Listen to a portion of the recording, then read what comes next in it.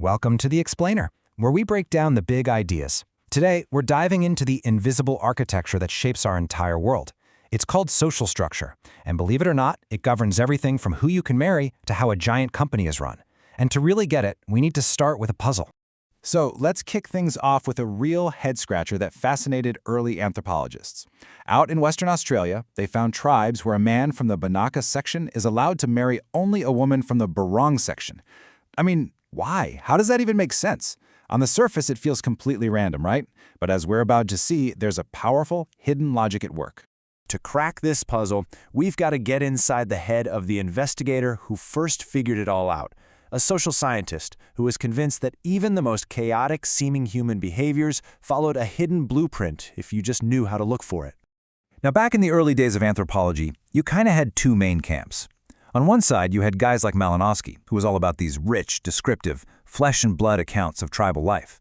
But then you had his academic rival, A.R. Radcliffe-Brown, and he had a totally different mission. He wanted to build a true science of society, complete with a rigorous analytical toolkit for taking apart the patterns of human life. What made Radcliffe-Brown so brilliant was that he basically mashed up two really powerful traditions. He took the British approach of getting your hands dirty with actual fieldwork, and he fused it with the big-picture, systematic thinking of the French sociologist Émile Durkheim. And the whole point of all this? To take all those scattered field notes and turn them into a real, universal science of how societies actually tick. See, Radcliffe-Brown knew something crucial. If you're going to build a real science, you can't just wing it. You need a toolkit. So he set out to define a really clear, precise set of concepts, a shared language that anyone could use to map out that intricate web of social relationships that holds any society together. All right, first up in this toolkit is the big one, social structure. And it's actually pretty simple. It's just the arrangement of people in relation to each other. He thought of it kind of like the anatomy of a body. You know, a body is this complex arrangement of organs and tissues, right? Well, for him, a society is an arrangement of human beings. Okay, tool number 2, social organization. Now, if structure is the arrangement of people, then organization is the arrangement of what they do. A perfect example is a cricket team. You've got your bowlers, your batters, your fielders. It's the arrangement of their coordinated activities that makes the game even possible. That right there is social organization. And the last piece of the puzzle here is institutions. Basically, these are the rules of the game, the established, socially recognized norms that guide all that activity. It's the social rulebook that tells you how you're supposed to behave and what you can expect from others, from the unwritten rules within a family all the way up to the laws of a nation. Okay, so now we've got our toolkit, right? We have structure, organization, and institutions. Armed with these ideas, we can finally go back to that head-scratcher of a marriage puzzle in Western Australia and see how it all just clicks into place. So the very first thing Radcliffe-Brown did was map out the two fundamental ways this society was divided.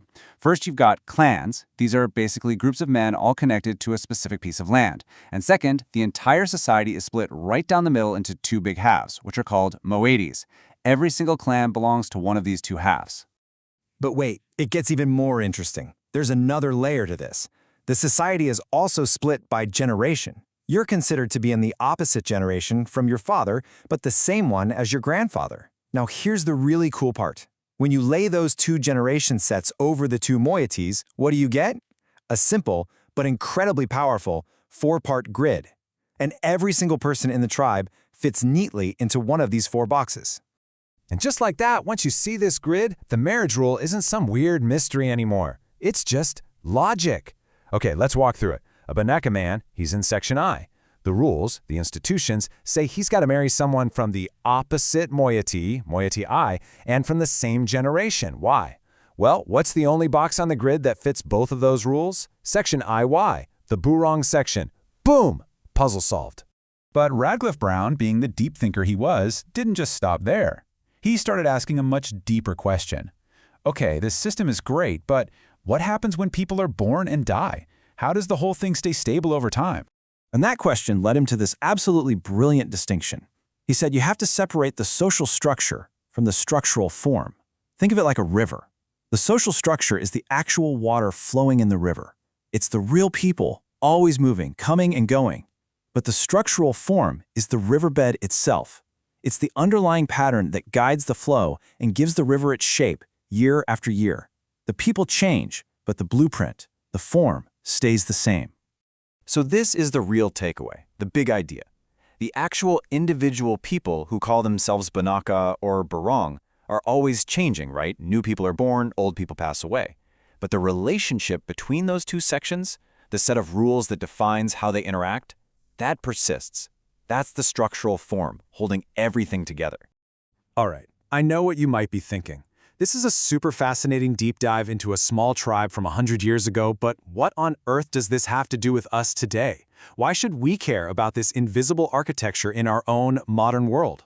Because what Radcliffe-Brown gave us is more than just a solution to a puzzle. He gave us a powerful lens, a way of seeing the world. It teaches us to look past all the daily noise and all the individual actions, to see the hidden architecture underneath. Take a big corporation. The actual employees, that's the social structure. They're coming and going all the time. But the structural form, the hierarchy from the CEO down to the interns, the unwritten rules about who gets promoted, the expected way you're supposed to communicate, that stuff persists for decades, shaping the lives of everyone who passes through it. And that brings us to the final thought I want to leave you with. Radcliffe-Brown showed us that even the most bizarre-seeming rules often have a powerful internal logic. So it makes you wonder, doesn't it? What about all the normal and obvious rules in our own lives, at our jobs, in our families, in our communities? How many of them are just one part of a vast, invisible architecture that we've never even stopped to question? What unseen structures are shaping you right now?